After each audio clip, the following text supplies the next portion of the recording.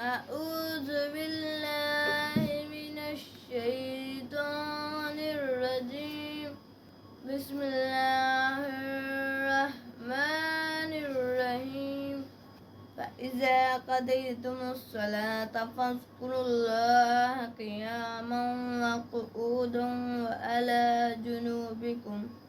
فإذا اطمأننتم فأقيموا الصلاة إن الصلاة كانت على المؤمنين کتابا موقوتا۔ آج ہم ترجمہ کریں گے سورۃ النساء کی آیت نمبر 103 کا۔ فَإِذَا قَضَيْتُمُ الصَّلَاةَ، بعد جب تم پوری کر لو نماز کو،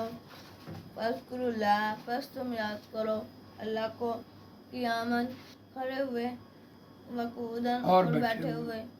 وَعَلَىٰ جُنُوبِكُمْ اور کروٹوں کے بل لیٹے ہوئے، فَإِذَا اطْمَأْنَنْتُمْ